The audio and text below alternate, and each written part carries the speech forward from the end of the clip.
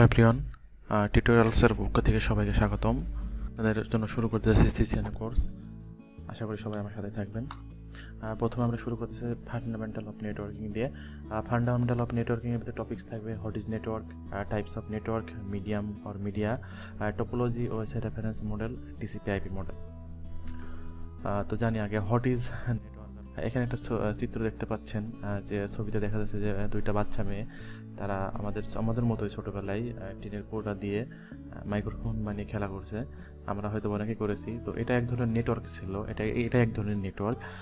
Network বলতে বোঝাবে যে যার তথ্য বা ডাটা আদান প্রদান করার জন্য একাধিক ডিভাইসের মধ্যে যে কমিউনিকেশনটা তৈরি করা হয় তাকে আসলে মূলত বলা হচ্ছে কম্পিউটার নেটওয়ার্ক বা নেটওয়ার্ক। যেমন a network is defined as the interconnection of two or more computers, either homogeneous or heterogeneous in nature, to carry out a successful transmission of data or information and resource sharing. তবে resource or information sharing এর জন্য successfully যে data transmission সেটা হতে পারে heterogeneous or homogeneous device, তাকেই আমরা বলতেছি যে কম্পিউটার নেটওয়ার্ক or নেটওয়ার্ক। এখানে একটা চিত্র দেখতে পাচ্ছি যে একটা রাউটার আছে। রাউটারের মাধ্যমে ইন্টারনেট সংযোগ নেওয়া হয়েছে। সেখানে একটি সার্ভার কানেকশন দেওয়া আছে, সার্ভারের সাথে একটি প্রিন্টার দেওয়া আছে এবং সার্ভারের সাথে একটা সুইচের সাথে যে ডিভাইসগুলো কম্পিউটারগুলো সংযোগ দেওয়া আছে এই কম্পিউটারগুলো হবে হোমোজিনিয়াস ডিভাইস। কিন্তু আপনার সুইচ, একটা সার্ভার, একটা কম্পিউটার এরা পরস্পরের ক্ষেত্রে হবে হেটারোজিনিয়াস ডিভাইস। আসলে সেটাই এখানে বোঝানো হয়েছে। এবার এসে আমরা টাইপস অফ নেটওয়ার্ক। নেটওয়ার্ক আসলে কত প্রকার হতে পারে, কত ধরনের নেটওয়ার্ক হতে পারে। স্ট্রাকচারের উপর ভিত্তি করে নেটওয়ার্ক আসলে মূলত 4 প্রকার। এটা হচ্ছে local area network, metropolitan area network, wide area network and personal area network. তো হোয়াট ইজ ল্যান? ল্যান মানে লোকাল এরিয়া। লোকাল এরিয়াতে ধরেন ঢাকা শহরের ভিতর ধানমন্ডি একটা লোকাল এরিয়া, শ্যামলী একটা লোকাল এরিয়া, শাহবাগ একটা লোকাল এরিয়া।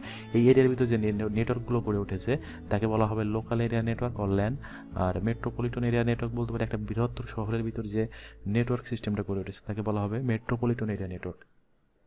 এবং ওয়াইড এরিয়া নেটওয়ার্ক বলতে বোঝাবে একটা লার্জ জিওগ্রাফিক এরিয়া।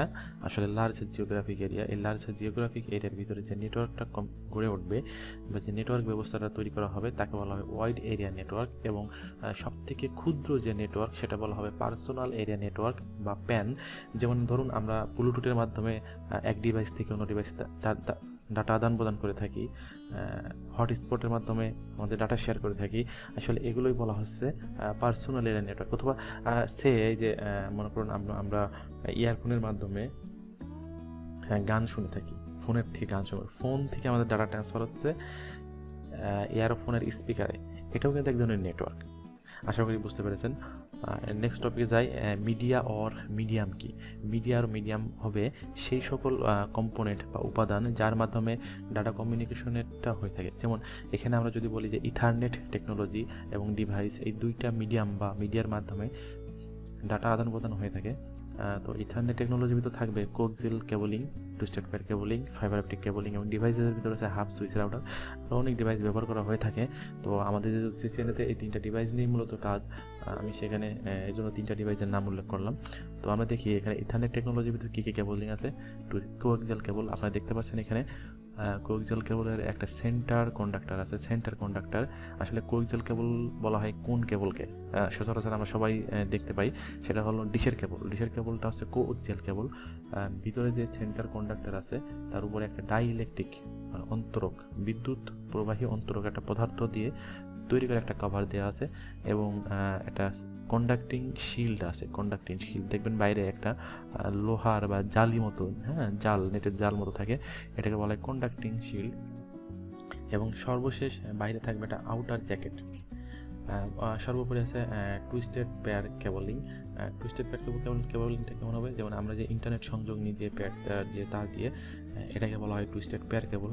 এই তারের কয়েকটি ক্যাটাগরি আছে, যেমন ক্যাট 1 2 3 4 5 6 7 6 পর্যন্ত আছে। এখন 7 এসে গেছে বাজারে, ক্যাট 6। আসলে এগুলো ক্যাটাগরি, মানে ক্যাট 6 মানে ক্যাটাগরি 6। যেমন আপনার ক্যাট 5 6। আপনারা যদি কেউ ইন্টারনেট সংযোগ নিতে চান তো অবশ্যই একটা জিনিস খেয়াল রাখবেন কেবলিংয়ের দিকে, যে মিনিমাম ক্যাট 5E একটা কেবল আছে। ক্যাট 5E এর নিচে আপনারা কখনোই কেবল দিয়ে ইন্টারনেট সংযোগ নেবেন না। প্রত্যেক তারের গায়ে লেখা থাকবে, দেখবেন যে cat 6, cat 7, cat 5, cat 5E এরকম নামকরণ করা থাকে। তো আপনারা অবশ্যই ক্যাট 5Eর নিচের কোনো ভার্সন দিয়ে আপনারা ইন্টারনেট সংযোগ নেবেন না। এরপর আসি ফাইবার অপটিক কেবল। দেখতে পাচ্ছেন ফাইবার অপটিক কেবলের ভিতরে যে তারটা আছে, আসলে এই তারটা কাঁচের তন্তু দিয়ে তৈরি, খুবই সূক্ষ্ম তন্তু দিয়ে। এটাকে বলা হয় কোর, এবং কোরের বাইরে থাকে ক্লাডিং। ক্লাডিংয়ের উপরে থাকবে বাফার, এবং বাফারের সর্বশেষে থাকবে কালো রঙের একটা জ্যাকেট। আমরা যেটা বলে থাকি যে তারের উপরে একটা কাভার থাকে, সেই কাভারটা। এবং আমরা যদি কোরটাকে একটা এক্সপ্যানশন করি, এখানে দেখতে পাচ্ছেন যে কোরের ভিতরটা, এর ভিতর লাইট সিগন্যাল দেওয়া হয়েছে, এবং এগুলো একটা অ্যাঙ্গেল করে সামনের দিকে ধাবিত হবে। টোটাল ন্যাচারাল রিফ্লেকশন এটা বলা হচ্ছে, এবং রেস, এইগুলোকে, এই লাইটগুলোকে বলা হবে রেস। আর ক্লাডিং, যে ক্লাডিংটা এখানে বললাম যে এই বাহিরের অংশ, এই ক্লাডিংয়ে কিন্তু আসলে ভিতরে এই জায়গাটুকু, সম্পূর্ণ অংশটুকু আসলে কাঁচের তন্তু, ক্ষুদ্র ক্ষুদ্র তন্তু বলতে ধরেন ধুলার একটা কোণাকে বলা হয় তন্তু। সে তন্তু দ্বারা ভর্তি করা থাকবে, এবং এই যে বাহিরে যে ক্লাডিং আসলে লাইটটা রিফ্লেক্ট হয়। এবার আসি ডিভাইসেস। এখানে আমি আগে বলে নিয়েছি যে আমরা মূলত 3 ধরনের ডিভাইস ব্যবহার করছি সর্বোচ্চ CCNA কোর্সের জন্য। একটা হচ্ছে হাব, সুইচ এবং রাউটার। এই হাব হচ্ছে নন ইন্টেলিজেন্স ডিভাইস, যার কোনো ইন্টেলিজেন্সই নাই, শুধু সিগন্যাল আসবে আর ফরওয়ার্ড করবে, এর আর কোনো কাজ নাই। কিন্তু সুইচ একটা কাজ হচ্ছে যে এখানে আপনার সিগন্যাল আসার পরে স্পেসিফাই করে দিতে পারবে সুইচ যে আসলে এই সিগন্যালটা কার জন্য বা কার কাছে যাবে। আর রাউটারের কাজ কি? রাউটার মূলত দুইটা নেটওয়ার্ককে সংযুক্ত করবে, একই ধরনের নেটওয়ার্ককে সংযুক্ত করবে। যেমন এখানে আমরা যদি শুধু কম্পিউটার নেটওয়ার্কের জন্য ব্যবহার করে থাকি, সেক্ষেত্রে ইন্টারনেট সংযোগের জন্য কোনো নেটওয়ার্ক ব্যবহার করে থাকি, শুধু সেই নেটওয়ার্ককে সংযোগ দিতে পারবে। যেমন এখানে কিছু পোর্ট দেওয়া আছে, ল্যান ইন্টারফেস পোর্ট দেওয়া আছে। আপনার ফাস্ট ইথারনেট হতে পারে, গিগাবিট ইথারনেট হতে পারে।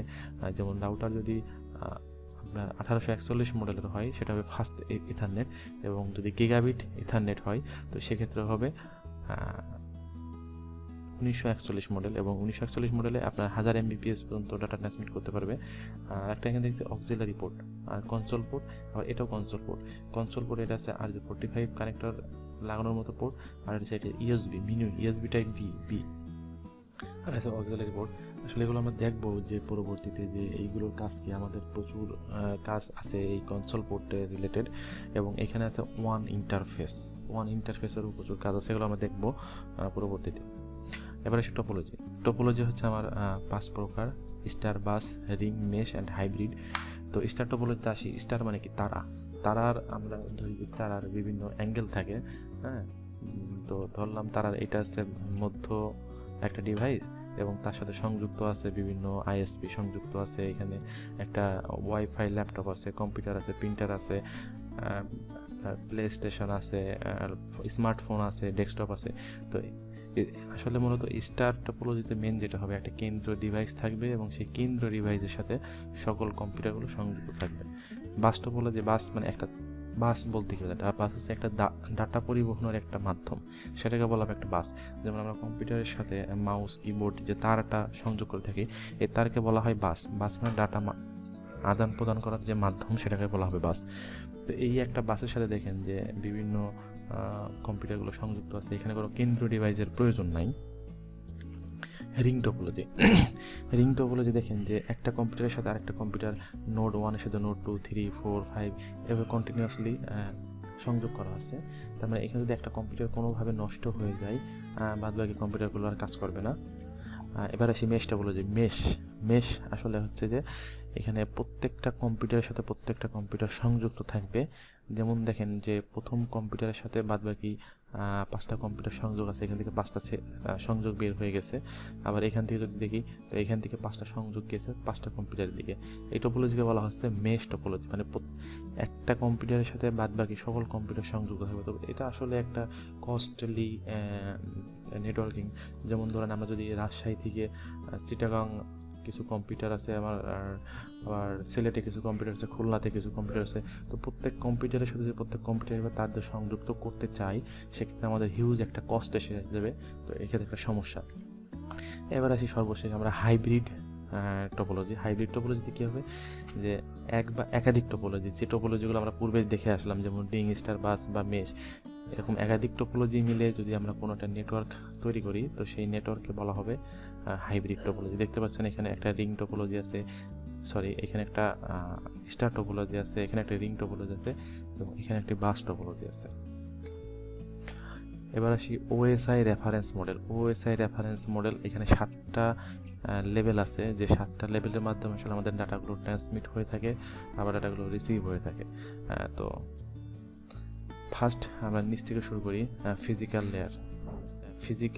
ফিজিক্যাল মিডিয়ামে মানে তারের মধ্যে যে র স্ট্রিম বিট ট্রান্সমিট করতেছে সেটা হচ্ছে যে ফিজিক্যাল লেয়ারের কাজ। এবং data link define the format of data of the network. Network লেয়ারের কাজ হচ্ছে decides which physical path the data will take. মানে আসলে কোন পাথ তো অনেকগুলো পাথ থাকতে পারে, কোন পাথে আমার নেটওয়ার্কের কোন পাথ দিয়ে এই ডাটাটা যাবে সেটা আসলে নেটওয়ার্ক লেয়ারটা ডিসাইড করতেছে। যেমন আমরা একটা যদি ধরে থাকি যে আমি আমার সেন্ট্রাল ডিভাইসের সাথে আমার 5টা পাথ আছে, নেটওয়ার্ক সংযুক্ত করা আছে রাউটারের সাথে, আমার কোন দিকে ডাটাটা ট্রান্সমিট হবে সেটা আসলে ডিফাইন করা হবে নেটওয়ার্ক লেয়ারে।